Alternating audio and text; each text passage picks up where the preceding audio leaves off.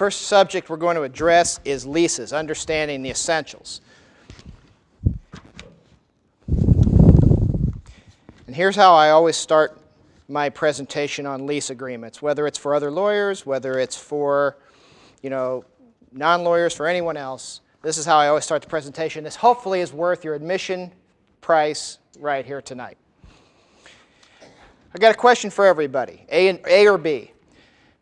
Is it easier for A, your computer's antivirus program to remove a harmful virus from your computer, or B, is it better to never have let the virus into your computer in the first place?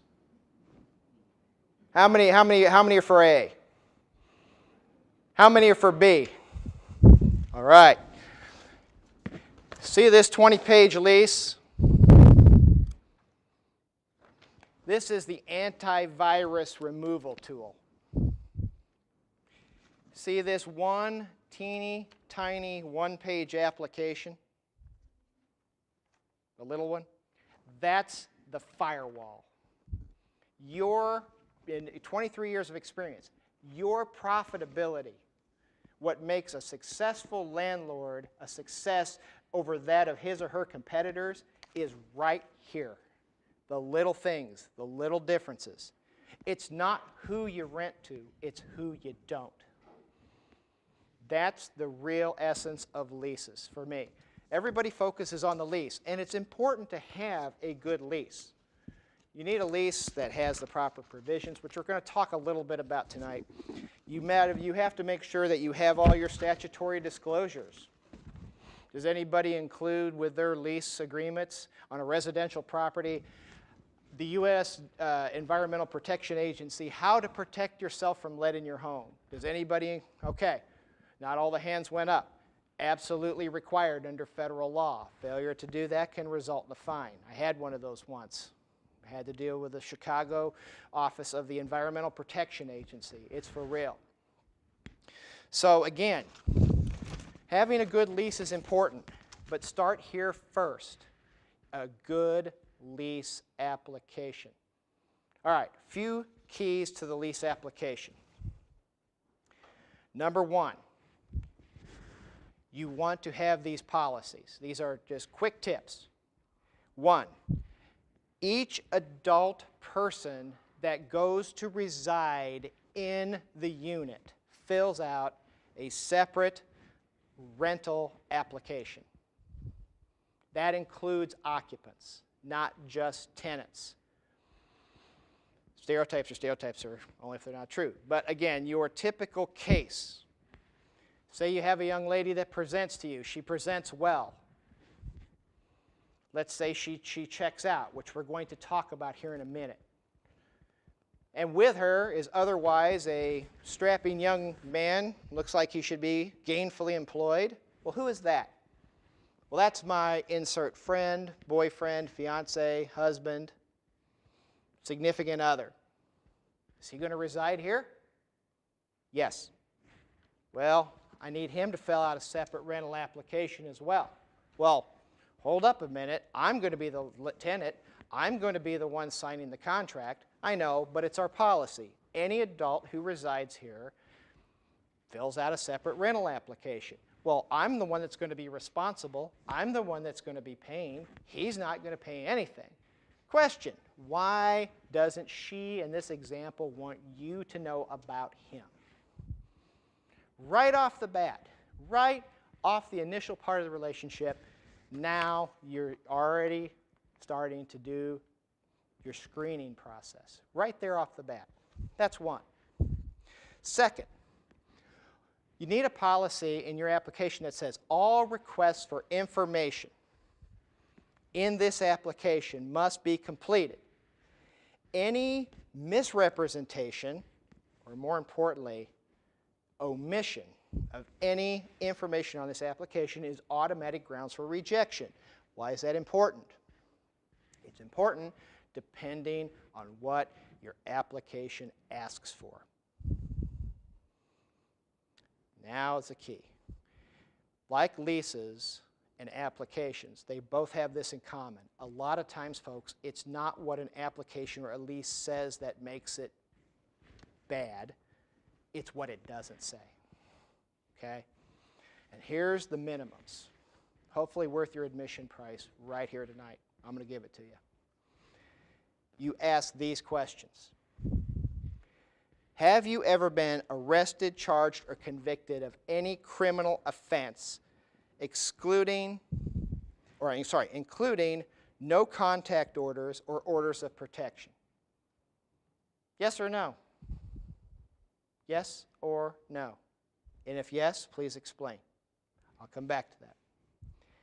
Have you ever been evicted or had a lawsuit filed against you for eviction?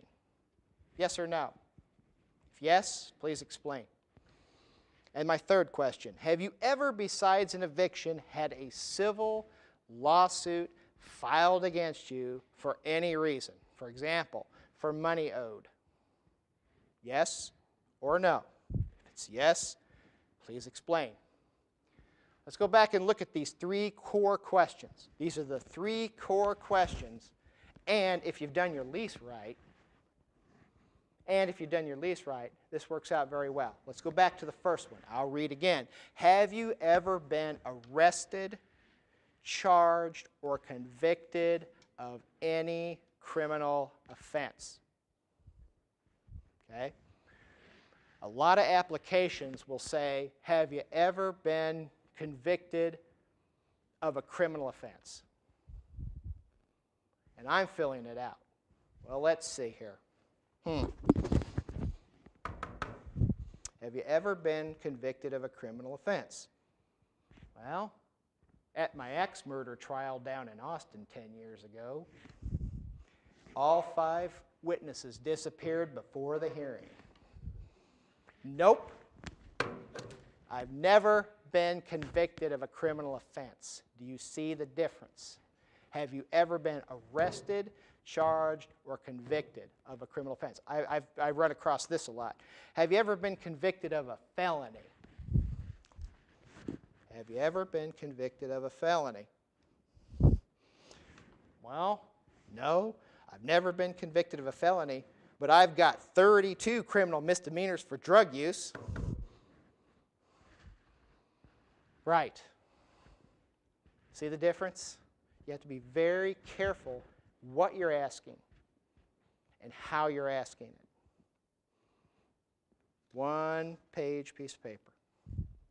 Battles won and lost. Have you ever had an eviction or a lawsuit filed against you for eviction?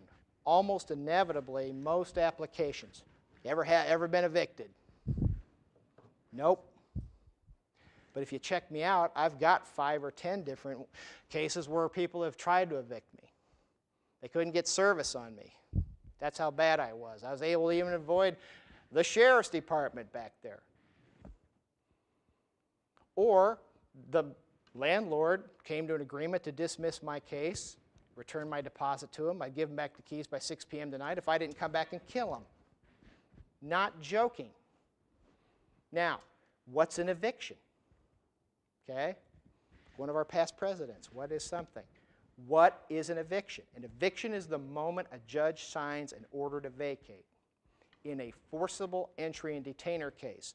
And again, I don't like jargon. Forcible entry and detainer, an eviction. Forcible entry and detainer is the fancy term, the statutory fancy term for an eviction. That's when an eviction occurs, is the moment that judge signs that order. Anything up to that point, it's not an eviction, is it? I've got 2 excellent, by the way, guys in this room that also practice landlord tenant. If they have a different opinion, let me know. But to me, the moment an eviction occurs is the moment the judge signs an order. Okay?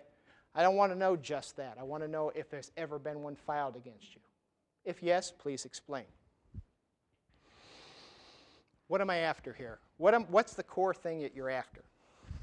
Well, the answer to these questions are important depending on what your lease says. Okay? So, depending on what your lease says. Now, this is the antivirus removal tool, the big one. This is your fallback. But here's, for example, what it should say.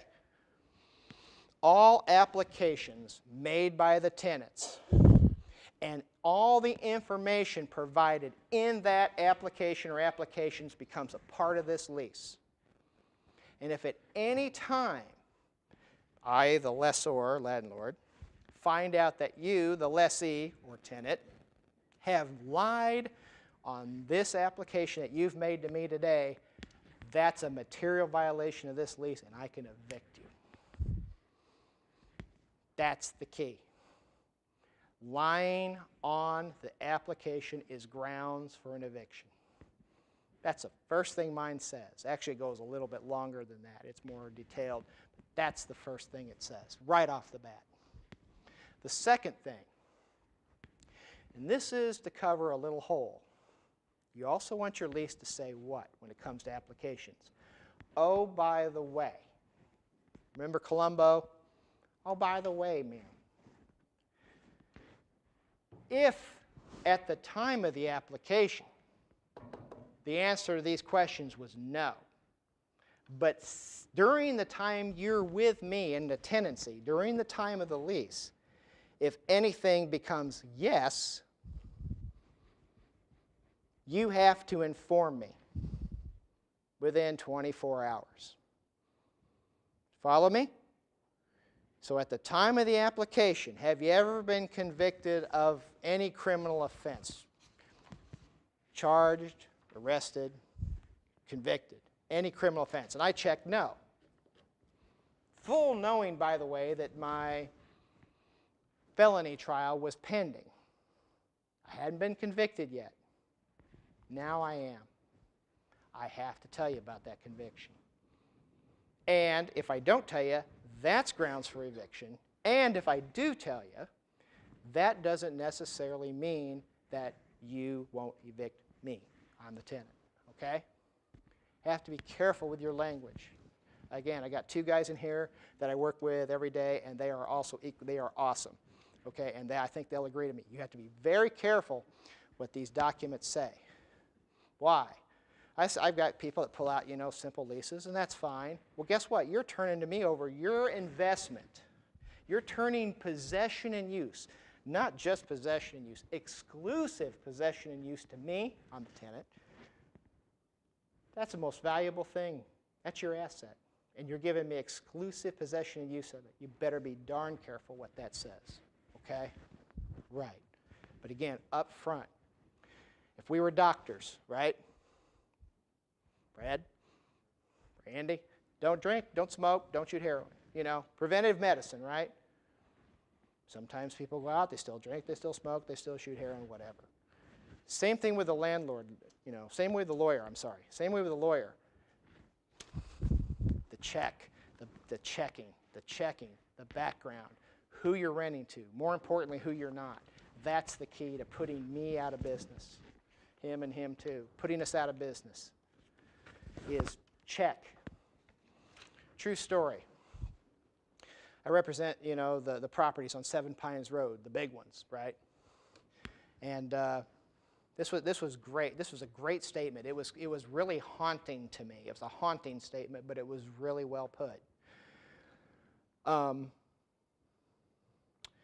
one of those big apartment complexes, a person made an application. A lady did, and they had the appropriate. They had a good application. They had a good background check procedure. All right.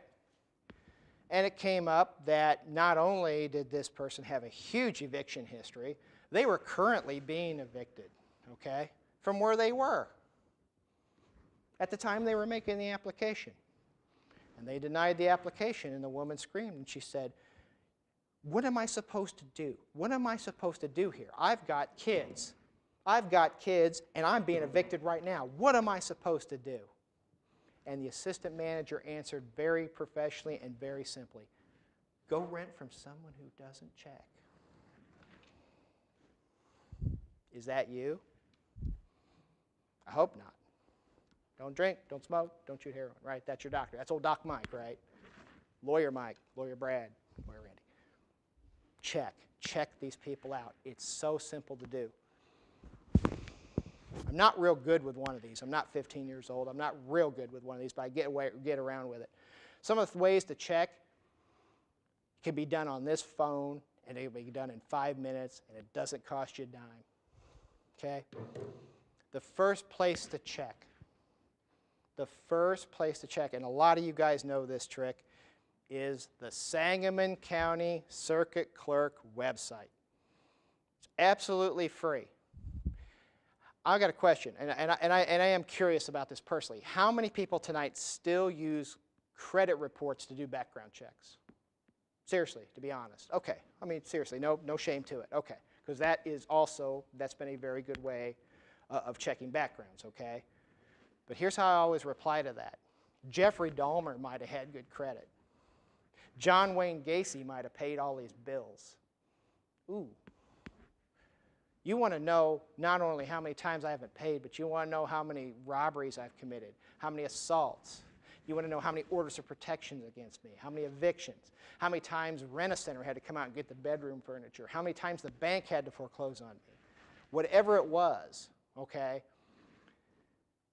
all of that is public record, all of it is free, and all of it is found at the Sangamon County Circuit Clerk's website if you've got property in Sangamon County. Okay? All of it. And it's a great place to start. Now, I do a course with landlords one-on-one. It's an hour and a half, and then I go into some of the details. That's not a perfect thing, okay? There's other nuances, other places you need to check, and other ways you need to check, okay? And I go into detail as to what those are. But again, I keep my policy simple. It can all still be done with this phone, and it can all be done in about 5 minutes, and it doesn't cost you a dime, okay? There are ways to do it, but you got to make those checks. If you start with the Sangamon County Circuit Clerk's website, you go to records, you go to name search, you put the name in, that's going to take care of a good portion of your possible problems, okay? It's not perfect, believe me. That's where the other 89 minutes comes into. It's not perfect, okay, but it's a great start. Again, it's not who you rent to that makes you success, it's who you don't. Okay. Now,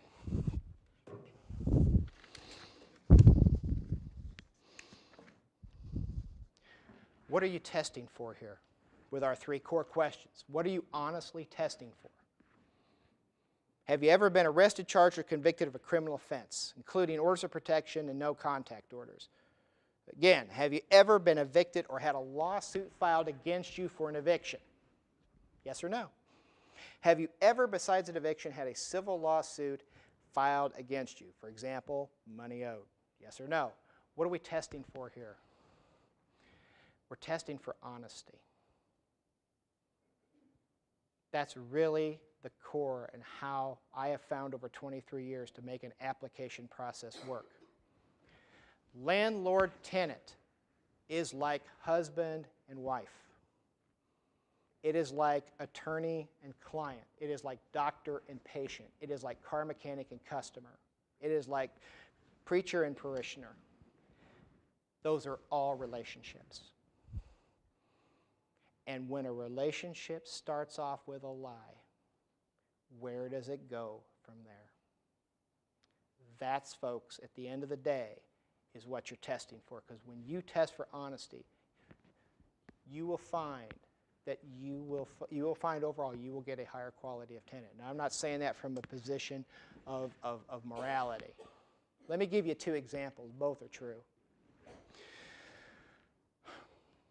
There's these really nice properties, and there's a very veteran manager. She called me up one day, and she's an old veteran. She said, "Hey, every time you talk about that application process of yours, tell them this story." I said, "Lay it on me, tell me." She's like, "Okay, we have an empty unit, put an ad in, person answers the ad. Most of our usual profile, our usual tenant profile is divorced, widowed, middle-class ladies. Answers the ad. Shows up to the appointment. Showings by appointment only. I show her the unit. She sticks her head in. She sticks her head around. Oh, yeah. She just sticks her head in the front door. Oh, yeah, that's great. I'll take it. She said, I knew something was up, but I'd play it out. So I gave her the application. And it also in our application, it allows us to do a credit check, because as you know, Mike, we always do credit checks too. I said, fine, go on. Ran this lady's credit check. She was in the 800s. She was like really, really strong, okay? And have you ever been arrested, charged, or convicted of a criminal offense? She checked no. Everything looked good. I got on Mr. Palazzolo Circuit Clerk website. Perfectly clean record, just occasional traffic, nothing big. Except 6 months earlier, she had had one small criminal misdemeanor, and it was for a retail theft, otherwise known where I'm from as a shoplift. You go into Kohl's, and I guess this was a different generation, for kicks. You're going to try to get the perfume or whatever out of the store. Every camera watches you. You get arrested by the guys in the back. That's all. It's a criminal misdemeanor.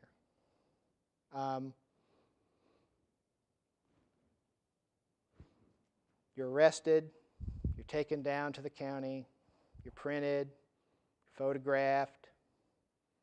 Most times in this kind of case, not being a criminal defense attorney, they let you out on what's called your own recognizance.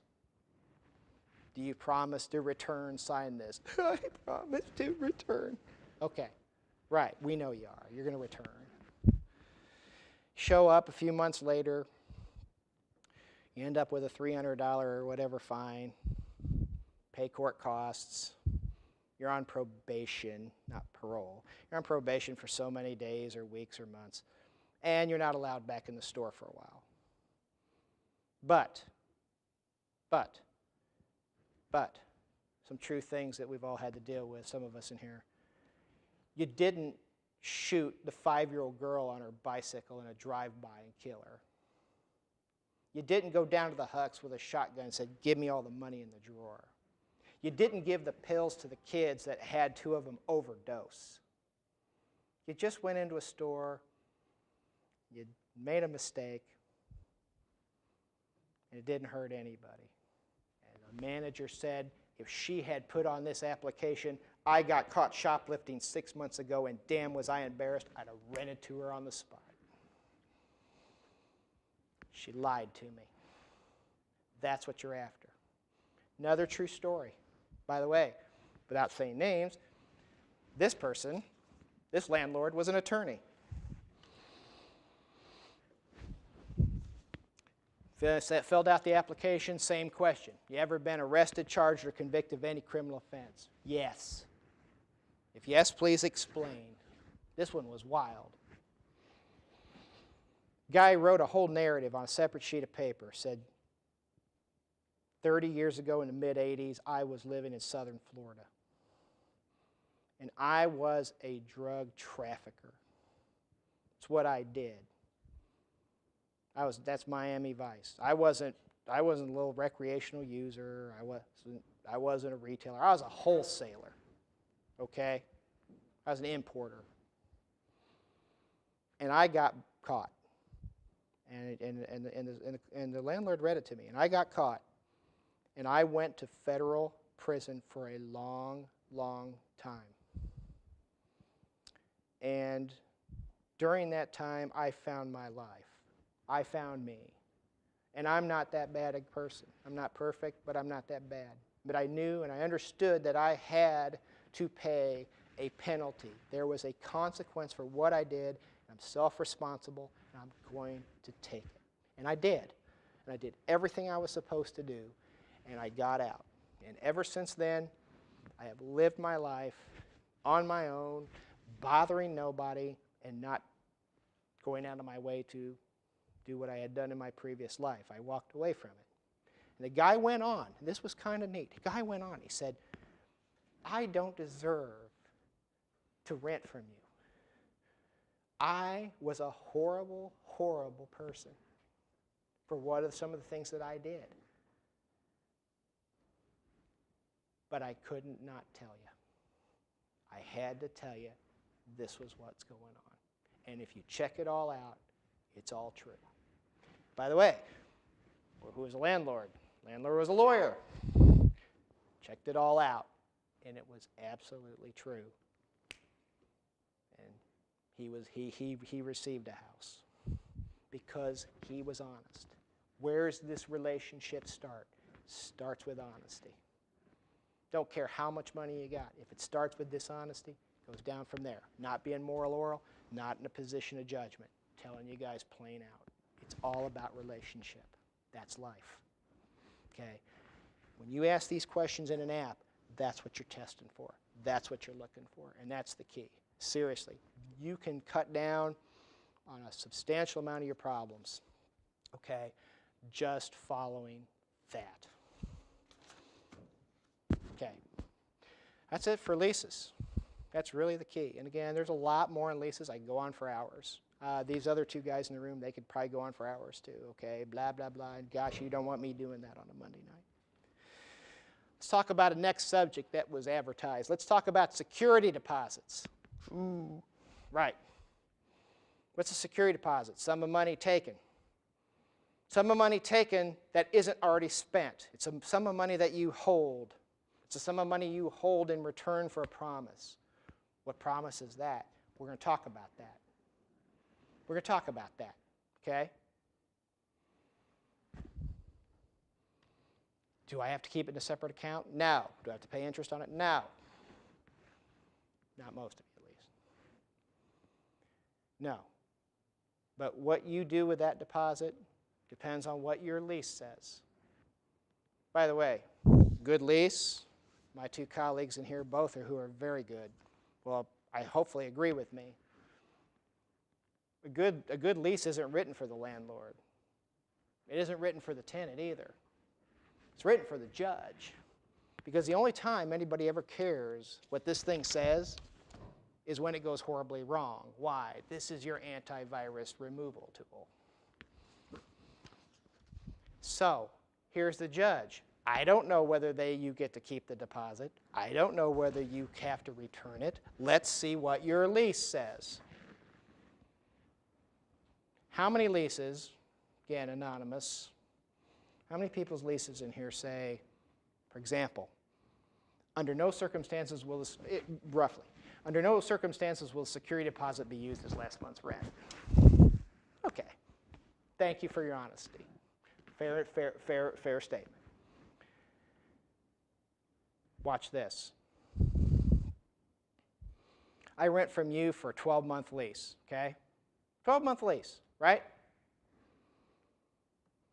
And I pay every month. I'm a beautiful tenant. I always was, by the way. You'd love me. I did two things. I paid my rent and shut my mouth. You'd love it. That's what I did. So I paid for 11 months. 12th month, I disappeared. I was a great tenant. You love me. And where'd he go? I don't know where he went. I didn't pay my rent. What the heck's happening to him? You know, did he disappear in a Dateline NBC sort of way? What heck happened? I don't know.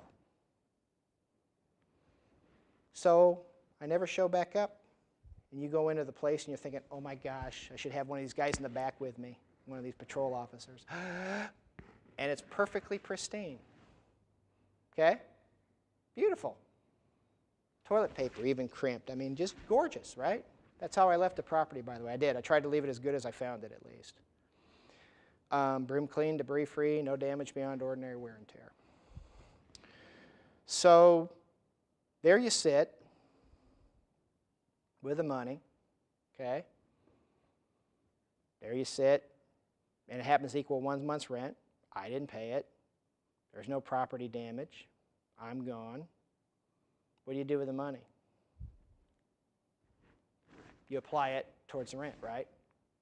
Place isn't damaged. You're out a month's rent. You're holding a month. Now, weirdly enough, if I was to bring a lawsuit against you, would it be a little bit awkward if I was to point out to the court, yeah, I owe money, and they're trying to hold my security deposit, but you know what? Guess what their lease says? They, under no circumstances can they hold that deposit for last month's rent. Isn't that a little awkward? I'm not saying a judge couldn't figure a way out around that, or maybe they can. I don't know. This is what it says. This is what they call the four corners rule. The four corners of this document said you couldn't keep this deposit for last month's rent, and that's exactly what you just did. Can you explain to me how I get around this problem, sir? Got to be real careful what these leases say. A little awkward, isn't it? How about this? How about this? And see what happened here. I know what you're trying to say. You're trying to say, if I'm the tenant, Mike, you know what? We're not going to apply that deposit as last month's rent because you could have been a total pig for all we know. We don't know that. Maybe you were pristine, maybe you were a pig, but we sure as don't want to apply that as last month's rent because we don't know how you left the condition of this property. That's almost like giving your deposit back, right? I know what you're trying to say. How about saying it this way? Because the way you say it that way, under no circumstances will security deposit be used as last month's rent. Look what this did. This locked you into a rigid, non-flexible policy, didn't it? You can't alter it. It says what it says. An iron rod. Flexibility in a lease, folks, always benefits the landlord, and it doesn't hurt the tenant. How about this as an alternative? For example, this is what mine says. I'm paraphrasing this, by the way. Under no circumstances will the security deposit be used as last month's rent. That's what my lease says. Unless the landlord feels like it. That deposit can be used for damages, for rent, damages and rent, 90-10s, 30-30, 70-30, 50-50. If there's anything at all that you, Mike Durr, the tenant, owed to me or damaged, or anything else, court costs, attorney's fees, the garbage man, cable company, anything, I can apply that deposit in my discretion. How about that one? That also gets you your same result, doesn't it? You don't have to apply the deposit for last month's rent. You can refuse to do that if you chose, but on the other hand, if you wanted to, you can. See how the flexibility is? When it comes to security deposit language, when I help draft these, here's my saying. Security deposit language in a lease should be a rubber hose, not an iron rod. Flexible. And I can go on all night. I could literally talk 8 hours about leases, blah, blah, blah, and it's Monday night. But again, that's an example. Okay. Big problem or big issue, big thing. Shouldn't say problem, but it comes up a lot. I'm going to get away from the lease finally, and I'm going to get into the statutes.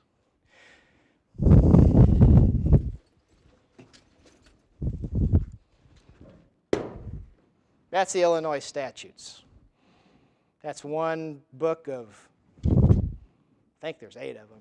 I don't know, I don't use them anymore because we have it all online. But this is one of them. And it happens to be this one right here that contains all the statutes for landlord tenant. There's 2 primary ones. The first one is 735, if you want stats. 735 ILCS 5/9-101. That is the Forcible Entry and Detainer Act, otherwise known as the Eviction Act. We'll talk about that one in a minute. The other parts is 765 ILCS. 765. So eviction is 735 ILCS, Illinois Compiled Statutes. 735, just remember, 735 is evictions. 765 is all the other miscellaneous landlord-tenant laws, both in this particular volume right here. In 765, we're going to take 735, which is the Eviction Act. We're going to set that one aside, okay? We're going to set that one aside for a minute. Forget it. 765 is all the miscellaneous landlord-tenant laws. The Rent Concession Act, the Retaliatory Eviction Act, the Security Deposit Return Act, We're going to talk about that one. The Security Deposit Interest Act. We're going to talk about that one. And all the different miscellaneous landlord-tenant laws. Again, consult with your attorney. Even here up here tonight, I am an attorney, but I'm not giving specific legal advice. I'm talking general concepts only. For each and every case that you guys have out there, it's a snowflake. They're all individual. Please consult with an attorney that concentrates in that particular area of law. That's what I have to tell you. That's what I am going to tell you because it's good common sense. And not just me. Again, I can tell you without making them stand up. There's 2 guys in here tonight that do it all day long, and they're very good. And they're probably grading me. Make fun of me later. No, they're very, very good. So I'm not alone, okay? There's 2 very good practitioners in this room right now. But always consult with your attorney. Security Deposit Return Act. In those keeping score, those with stats, 765 ILCS 710/1. I'll say it again, 765 ILCS 710/1. This is the famous one that I'll bet some of you guys have heard where a tenant or somebody else will say, you have to return my security deposit within 30 days. Anybody ever heard that? You have to return my security deposit within 30 days, the law says. Mike says, and my other friends here, maybe. Maybe. It's a workshop tonight. Let's break this down, okay? We're going to take this statute and we're going to take the most important part out of 5 sections. We're going to take the most important section and we're going to break it down.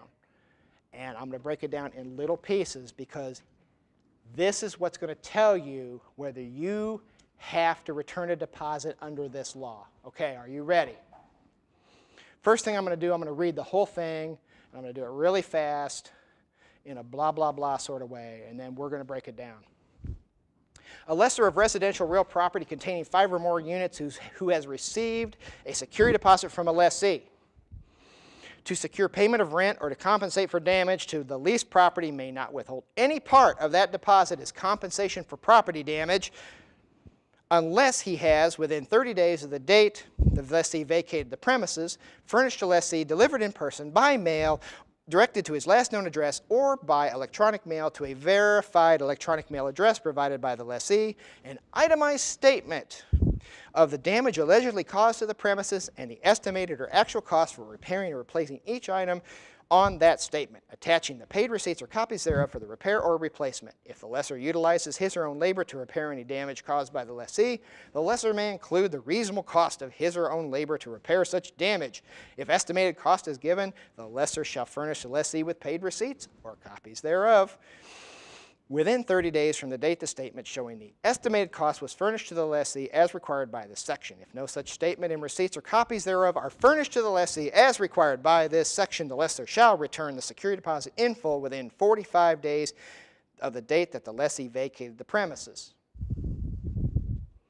Upon a finding by a circuit court that a lessor has refused to supply the itemized statement required by this section, or has supplied such statement in bad faith, or has failed or refused to return the amount of the security deposit due within the time limits provided, the lessor, landlord, shall be liable for an amount equal to twice the amount of the security deposit due, together with court costs and reasonable attorney's fees.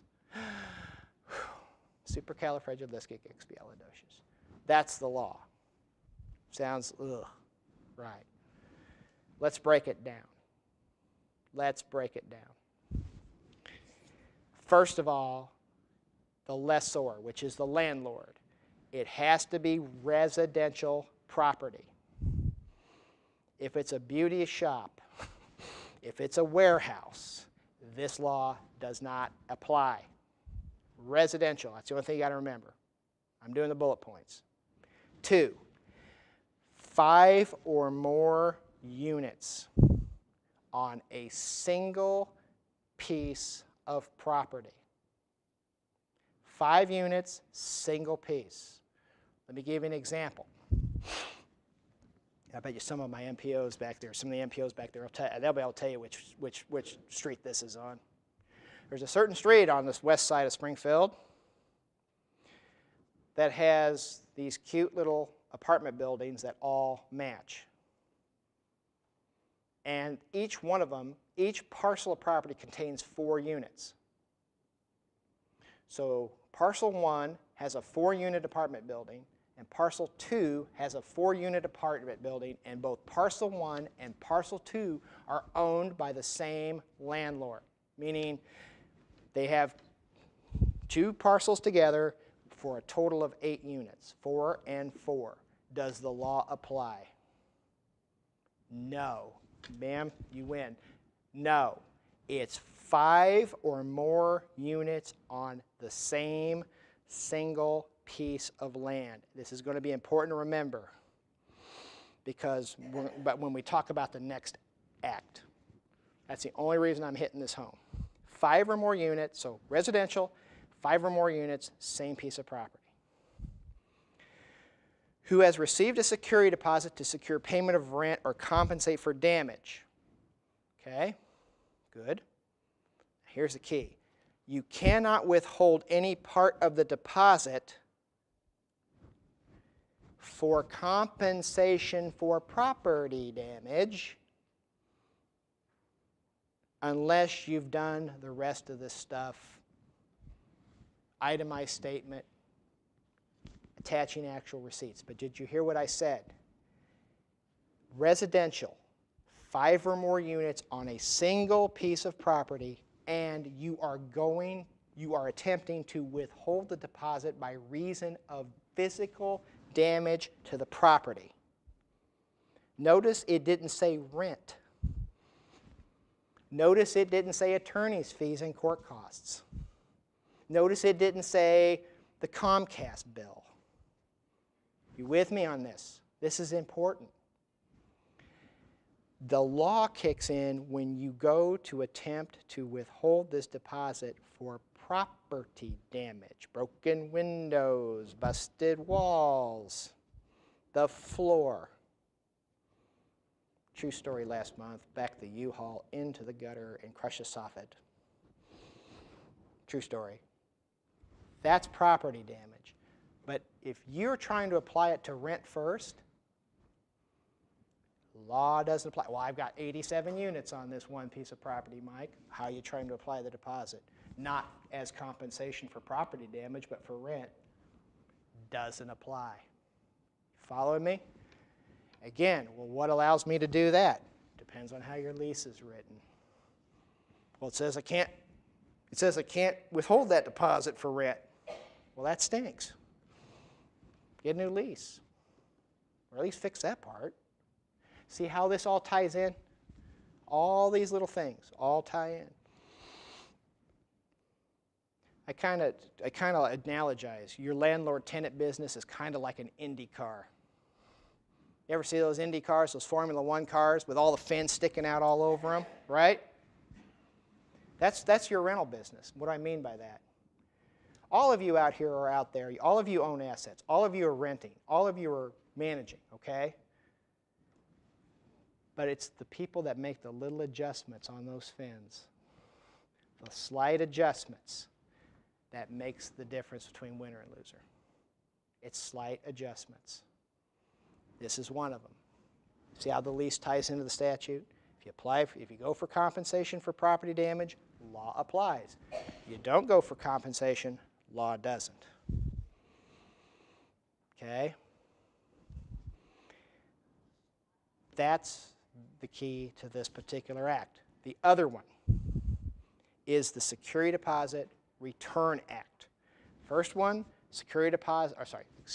First one was Security Deposit Return Act. Second one we're talking about is the Security Deposit Interest Act. This one may not be applicable. It generally isn't unless you're on Seven Pines, and then sometimes it is. But here's the law on this. A lessor of residential property, now I'm going to contrast it from the first one, who has 25 or more units on a single parcel of land or contiguous parcels has to pay interest on a deposit received from a lessee.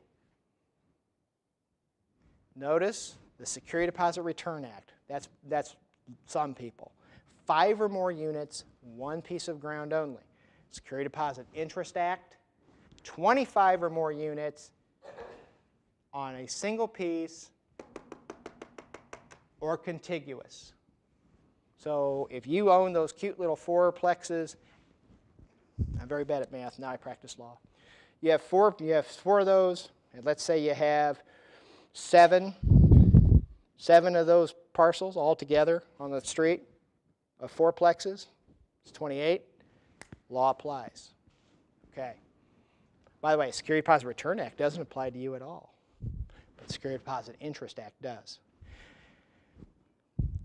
The interest to be paid, again, for those few who hopefully it does affect you. Here is what it is, and I can never say it without looking.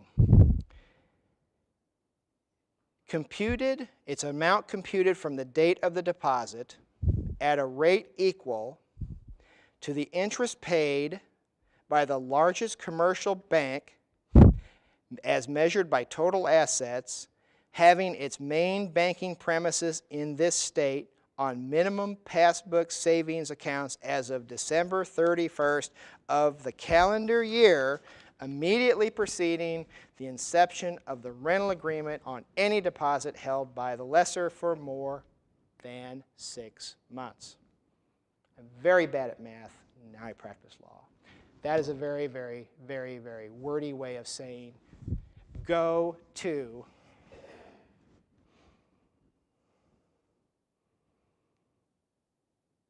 the Illinois Department of Professional Regulation Office and Banks of Real Estate website.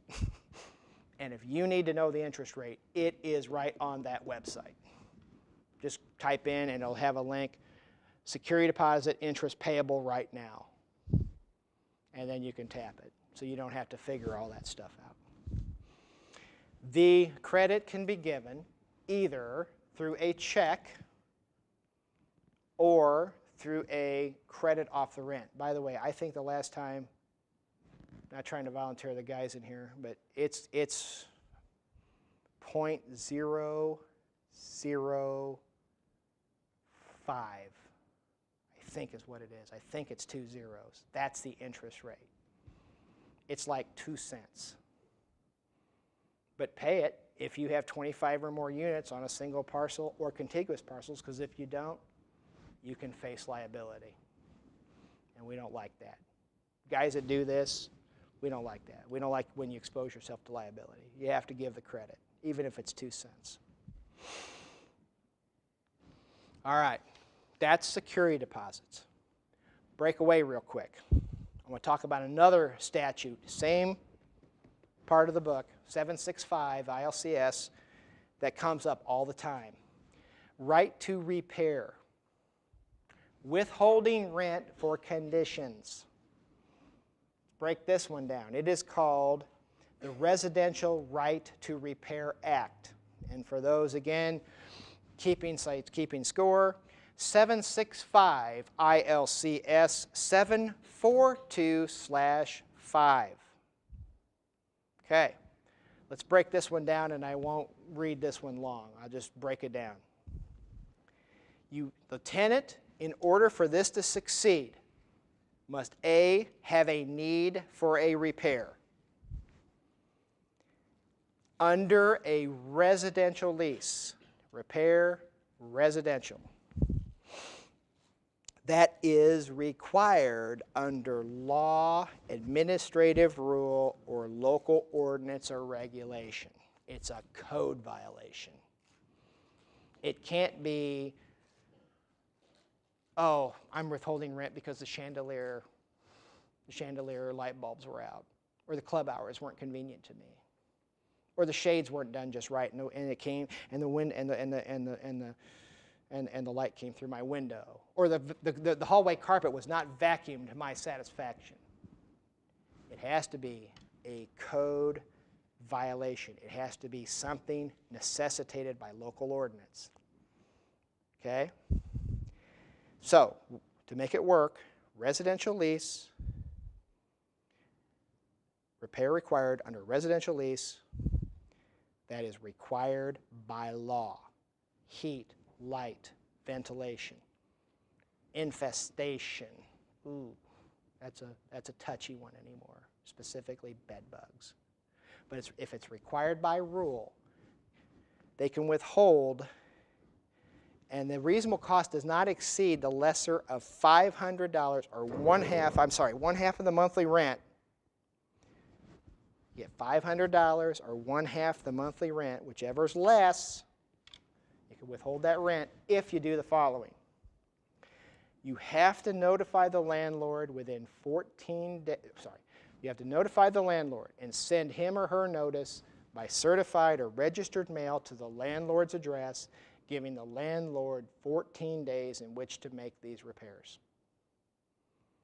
So if you get a certified mail, folks, from a tenant, and it starts talking about, well, this is required by code, and you got, please make that repair within 14 days, that's what they're telling you. They're setting you up. Residential Right to Repair Act. That's their right, and that's what the statute says. So, however, in cases of emergency, that's not required. Emergencies are conditions that will cause irreparable harm to the apartment or any fixture attached to the apartment if not immediately repaired, or a condition that poses an immediate threat to health or safety of any occupant of the dwelling. That's about as vague as it gets. So something electrical, could that be an emergency? It could. If something that could burn your house down, that's an emergency. But if it's not an emergency, okay, 14 days. Now, in making the repair, so in other words, this is what I call Uncle Charlie. I'm the tenant. I sent you a certified letter to your address saying to you 14 days in which to make the repair because it's required by code. And then I hire Uncle Charlie. Okay? No. No. The repairs by the tenant. Here's, before I withhold the rent, I have to make the repairs. They have to be performed in a workmanlike manner in compliance with all proper law and administrative rule, regulation, and ordinance. I have to have a tradesman or supplier that is licensed by the state or the municipality to make the repair. So if it's a plumbing issue, Uncle Charlie can't do it for me. I have to have a licensed plumber do it. Following me? Right. This isn't simple. Well, I gave him a 14-day notice. That's it. Now I get to withhold rent. Wrong. I made the repair.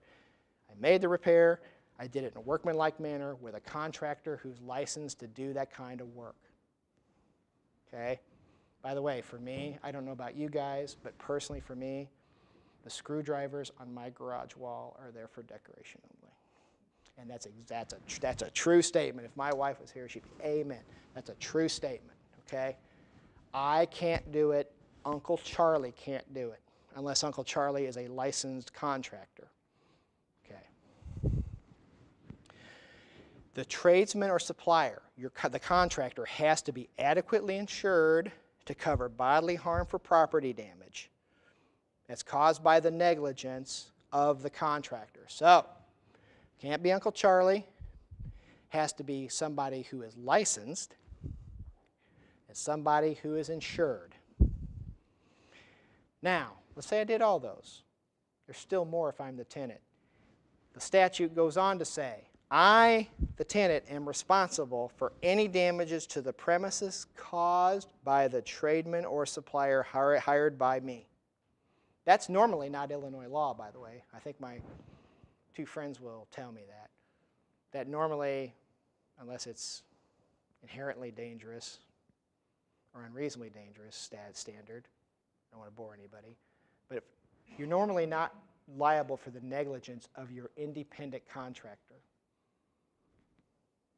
Yeah, okay. In this case, you are. Why? The statute said the tenant is responsible for anything that happens to your property on making that repair. The second thing is if any of you do work, oh, by the way, also, unless the tenant's done all these things, and I mean licensed contractor, the whole bit, okay, cannot use that as a defense to non-paying rent. Now, if you've had anybody that throws 14-day notice in your face, do you see how hard this really can be? The statute requires all this other stuff. It's not just here's your 14-day notice. Did you make the repair? Was it a licensed contractor? Was it an insured contractor? Was there any damage caused by that contractor? You see, always consult an attorney that concentrates in this area of law. And like I said, there's 2 of them in here tonight besides me. Right, we'll talk you through it. Now, if there's any suppliers out here, any contractors, I represent a lot of contractors. I think my other friend here does too. This is interesting. I'll read this part. For purposes of mechanics lien laws, repairs performed or furnished under this act shall not be construed as having been performed or furnished pursuant to an authority or permission of the landlord. In other words, the contractor who performs the work may not have a valid mechanics lien against the property. So if you're a supplier, I know as landlord it's not your problem, but if you're a contractor, that's an interesting provision. Okay, let's go over it again. Residential right to repair. It's got to be a need for a repair in a residential property, and that repair is not chandelier bulbs. It is required by code. When you make that repair, it is a licensed, the repair must be made by the tenant, must be a licensed contractor, must be an insured contractor. You are responsible for all damage. If you don't do all of that, you can't use that as a defense for not paying your rent. Okay. Last thing are some exceptions. This whole act, all that blah blah I just talked about, does not apply to the following. Public housing, which is nobody here. And by the way, public housing does not mean Section 8. Public housing means public housing, SHA. It does not apply to condominiums. So no public housing, no condominiums, no not-for-profit corporations, YMCA.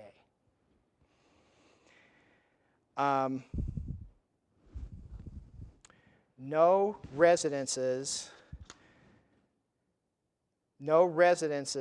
on rental property that's owner-occupied containing 6 or fewer units. So if I'm the landlord and I live on the property and I've got 5 units along with it, so, doesn't apply. Okay, so owner-occupied property, 6 or fewer dwelling units does not apply. This law doesn't apply. And the last one, anybody here do mobile home parks? If you do, this law doesn't apply to you either. Okay.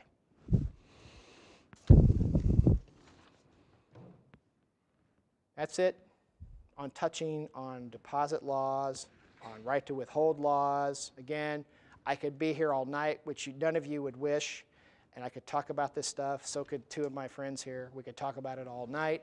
But these are just some, you're getting the tip of the iceberg. These are just some of the issues out there that we can all help you with if you have those questions that come up. But there's a lot of stuff. There's a lot of detail. The devil's in the details with a lot of this stuff. New subject. New subject. We got a few more minutes. New subject. Unless that clock's wrong. New subject. I want to talk about all the guys in the back tonight and all the ladies in the back. Gentlemen and ladies there in blue.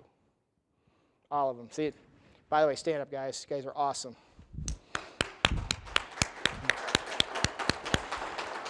Ladies and gentlemen, I'm going to be honest with you. Those officers in the back are your Springfield Neighborhood Patrol officers, your NPOs. This is the greatest resource the city of Springfield has ever come up with in landlord-tenant law, in my opinion, and I'm not saying it because they weren't here. If they weren't here, I'd be telling you the exact same thing tonight. It was originally called the Walk and Talk, okay? It's a wonderful program. Please correct me if I'm wrong, ladies and gentlemen in the back, but in Springfield there are 8 police beats. The city is divided into 8 different sections. And there's a map on their website, on the city's website, that show you what those beats are so you can determine where your property lies, okay?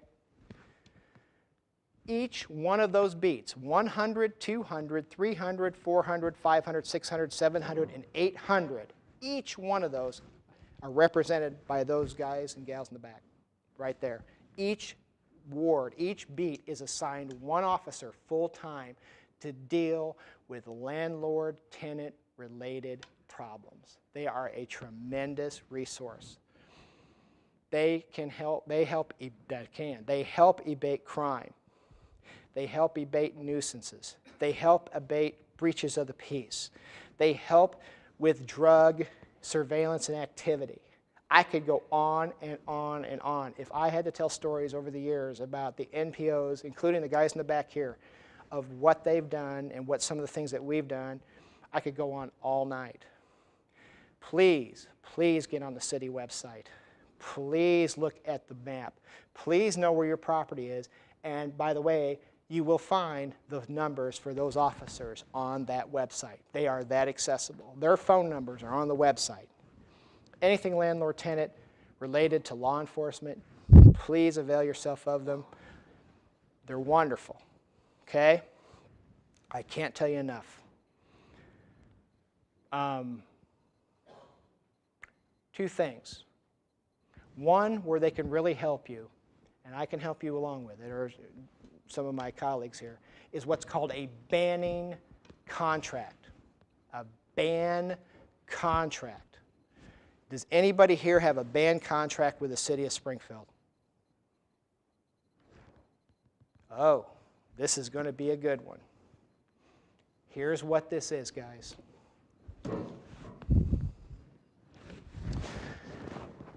There is an ordinance that the city of Springfield has that creates a special relationship between the landlord and the police department. Here's how it essentially works. The landlord enters into a contract with the city. And it is where the landlord can authorize the Springfield Police Department, not county, folks, just the city, authorizes the Springfield Police Department to remove trespassers from your properties. I'm always the bad guy. Used to it, 12 hours a day. So I'll be the bad guy here. I'm a great tenant. You love me. Why? I do two things. I pay my rent, I shut my mouth. You love me. You know me to love me. But you don't love my 75 buddies that come over every night. You know, the same 75 that bothered the ladies next door in the apartment across the hall. The same guys that left the beer bottles on the other tenant's new truck. The same guys, my buddies, yeah, that's your buddies, who alleviated themselves in the hallway, okay? You don't like that, or anything else like that. Here's my position. I mean, you mean to tell me that if I'm paying my rent, I'm in my lease, that you can prohibit my 75 buddies potentially from coming over here and seeing me? The answer is yes.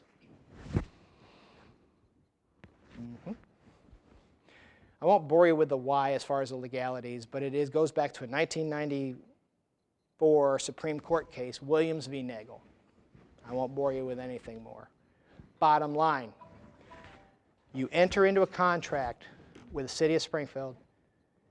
There's issues on the property. You can authorize the city to ban people that are trespassing, that are causing problems. Okay? It's a great resource. It is a 3-year contract, applies to all the properties that you own for 3 years. And I believe it's, please correct me, gentlemen, ladies, it's automatically renewable every 3 years. Correct? Correct. Okay? Just re-sign the form. It's a wonderful resource. It's a great thing to have at 7:30 at night on a Saturday when there's the big party at your property, right? Right? And you need it cleaned up because the president of the neighborhood association standing there in his robe. Boy, that's a great resource, isn't it? You darn straight it is. Or Sometimes we've got dangerous situations. Hopefully none of you have ever had to face those or were involved in those with your properties. But there's times when there's some really bad folks, guys and gals, and that we've had to deal with, okay? Like, for example, the MPOs and me, and probably my colleagues too. It's a great resource to have. Oh, you know, they'll ask me, do they have a banning contract with us? Yes, they do. Oh, that's great. We can help them. By the way, what's the cost of the banning contract? Zero. Zero. Get a hold of these guys. Or you get a hold of somebody like me. Get you signed up. It's a great resource. I can't say it enough. The other thing that these guys have helped me with, and I want to touch on this tonight because this summer and spring already it's been a problem. And I'll be honest with you, it's pets. Pets. Meow, meow, ruff, ruff. Okay. I'm going to go a little bit away from the Sheriff's Department's earlier advice, but I'm going to distinguish it. I'm going to qualify it, okay? During the eviction process, the general rule is you don't want to enter the property, and you cannot re-enter the property to retake it, all right? So, for example, you're in the middle of an eviction or you haven't started an eviction, you can't go in and change the locks and throw the tenant's stuff out. That's called a self-help eviction. That's an illegal eviction. Talk about that in a sec. But, true story, got a call one time. It was during the summer. The landlord's all upset. What's going on? Well, the front picture window in the house is broken out. Okay? And there's a bunch of severe thunderstorms coming. And I can't get in here because I don't have a signed judge's order or the sheriff. I can't enter the premises. Wrong. Wrong. Here's general rule. A landlord can always access, inspect, maintain, repair, or protect his, her, or their property with reasonable notice to the tenant. Oh, die. There we go. That was telling me I need to be wrapping up. So, with reasonable notice to the tenant. Well, what's reasonable notice? Depends on the circumstances. Changing the furnace filters. Would you agree 2 days written notice is reasonable? How about water spewing from the sink? How about gas coming from the stove? Kicking the door in is reasonable, isn't it? Depends on the circumstances what reasonable notice is. But again, here's my point. I told the landlord, I said, you can absolutely access, inspect, maintain, and repair and protect your property. Okay? You can enter that premises to get those things done. You just can't retake possession of it and remove the tenant's personal belongings. Well, how much notice do I have to give? And I said, well, I'm checking the radar right here, and it looks like the line's already crossed Quincy. Better get going. By the way, that benefits the tenant too if you think about it. Why? Because they don't want their stuff wet, do they? Now, why am I going long-winded with that part?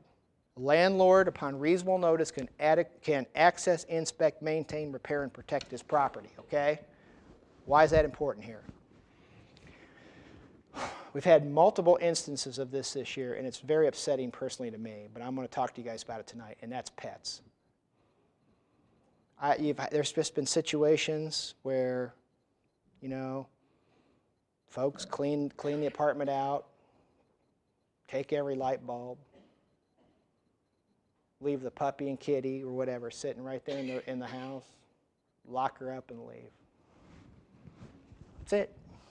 Just lock it up and leave. Done. Summertime, 95 degrees out, no food, no water, no place to go. That's it. And these guys in the back, they're awesome. We've had multiple instances of this year. Okay? Here's the rule, folks.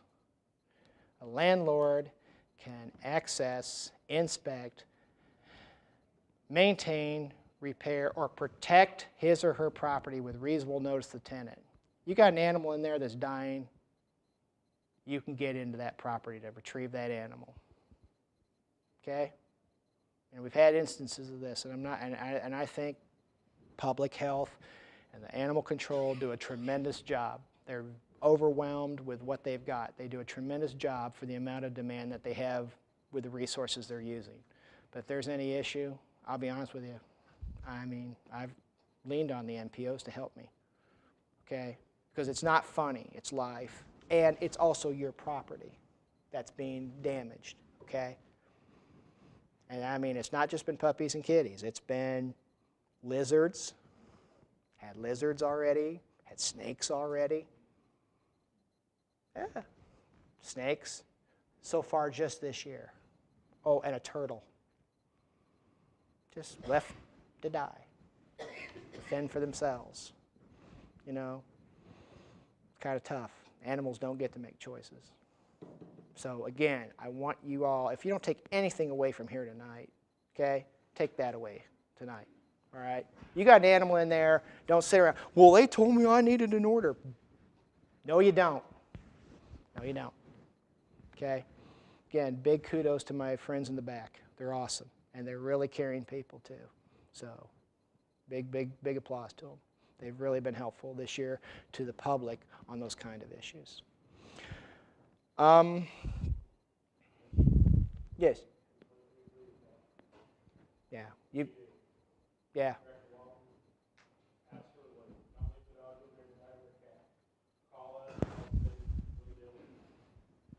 They'll deal with it, folks. There's a bunch of.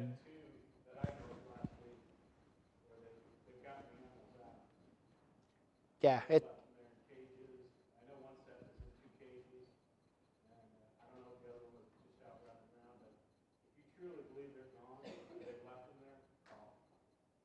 Yeah. You can always consult with me on that issue. You know what I charge you guys for that issue? You call me up. I'm not kidding. 0. No fee. You got a pet question on that, you got that kind of situation, you can call me up. But I'm serious. That has been an issue, and it's worse. And it's not justifiable any time of the year, but it's particularly bad in the summer. Okay. Thank you for listening to me on that part. Evictions, very simple stuff. This is one I usually do like 20 times over, and I'm just going to brush it tonight in about 5 minutes. Yeah. There it is. It's right in there. Okay. 735 ILCS. So we're getting rid of 765. All that other stuff I've been blah, blah about. Now we're going to go out over here. 735. It's all in here. Forcible entry and detainer. There's 2 primary steps. It's like throwing a grenade. You ever see the war movies or anybody here in the military? It's like throwing a grenade. What are the 2 parts of the grenade? 2 parts of discharging a grenade. 1, pull the pin. 2, throw the grenade. That's essentially what eviction is. 2 parts. Proper notice and the lawsuit. The notice, that's the pulling of the pin, and the lawsuit is the throwing. Let's go back to the pin pulling, or the first step. First question you ask yourself, why am I evicting the tenant? That's an important question. It's not just silly. It's an important question. Why? Because it determines the type of notice. First step, notice. Well, what kind of notice do I use? Minimum in Illinois for rent, if somebody owes you rent, 5-day notice. 5-day notice is a friendly notice. Why is it friendly? Because a 5-day notice says this. You've got 5 days after service of me upon you, tenant, to pay the landlord in full. And if you do it, if you tender the rent in full, the landlord, even if they want you out no matter what, has to take that rent, and I go away. In full within 5 days. That's what gets rid of a 5-day notice if you're the tenant. Not partial payment within day 5, and not full payment on day 6. By the way, full payment on day 6, can still result in an eviction. In full, within 5 days, that's the only way that the tenant can de-arm a 5-day notice. In counting days, you count the first and not the last. So today's Monday. If you serve it on Monday night, tonight you go Tuesday, Wednesday, Thursday, Friday, Saturday at 11:59. That's my little sing-song. So if you serve it on a Monday, Tuesday, Wednesday, Thursday, Friday, Saturday at 11:59. That's your 5 days. You don't count the first day. Second type of notice is the 10-day notice. The 10-day notice is for violation of any other lease provision other than the non-payment of rent. It's a very, very unfriendly notice. Here's what it says. You violated the lease, you got 10 days, get out. That's it. That's it. Unless you're a mobile home park. Any mobile home parks here? Good. Unless you're a mobile home park, 10-day notice, get out. That's it. No right to cure. Very common. Get the 10-day notice, tenant shows up in court. Judge, I had a dog there the size of a small pony. The lease said I couldn't have dogs the size of small ponies. I'm admitting this. I did get the 10-day notice from the landlord, but the minute I got it, I took that dog down to APL and gave it away or whatever. Does that save the eviction? No. 10 days means 10 days. There's no cure. Out, out, out, out, out. The last one is a 30-day notice. Well, there is a 7-day notice, but anybody here will own hotel rooms? Okay. There's a 30-day notice. That's what's called a month-to-month.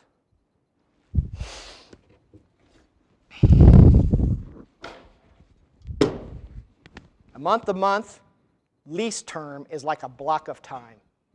Time's going this way.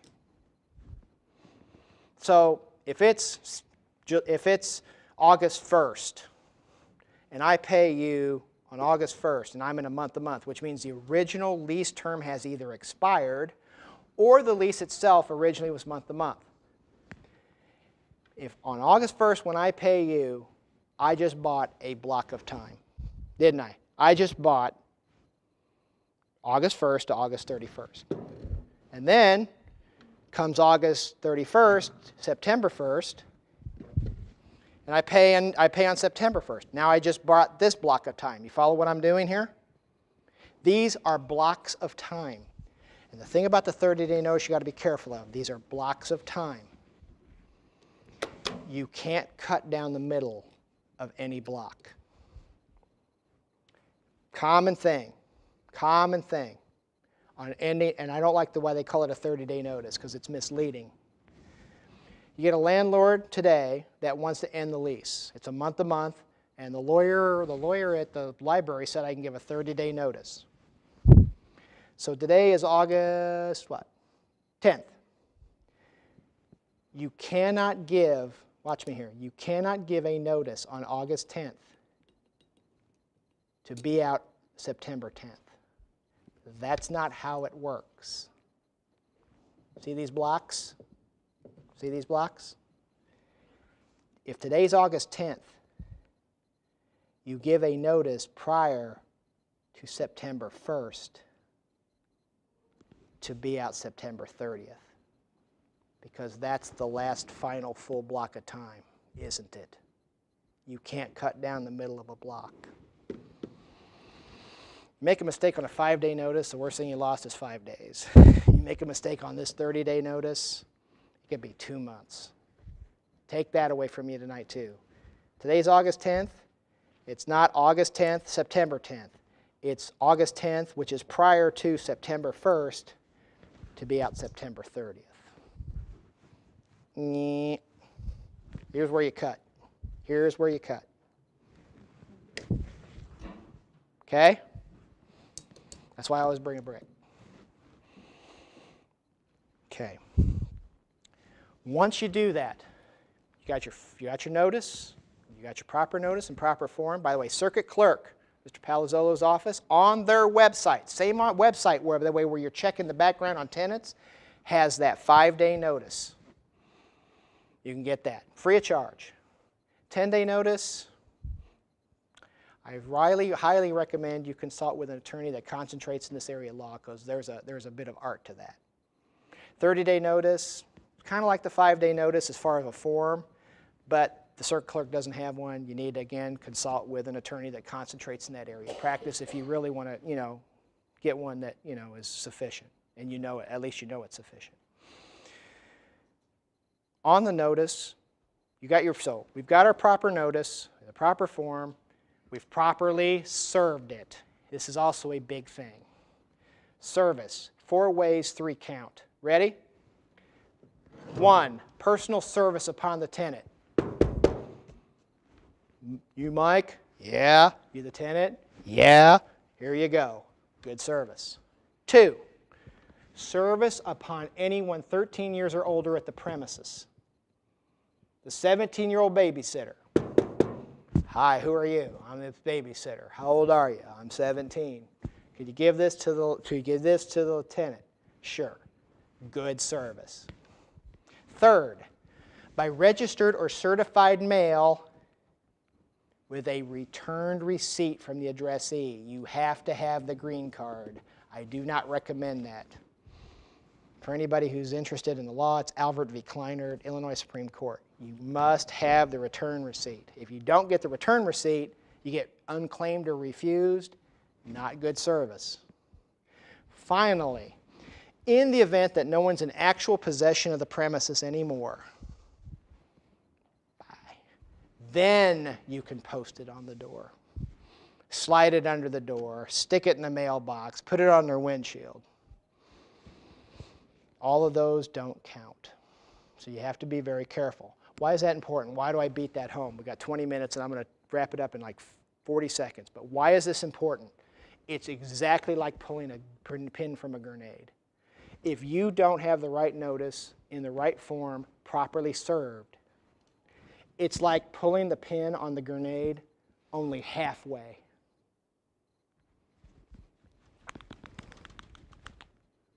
You didn't pull it out cleanly. And now you throw it by filing your lawsuit.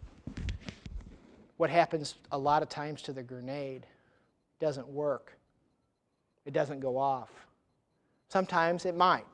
Pin might bounce out. Literally, I mean, sometimes it can get past a court might let it slide. I can't guarantee it.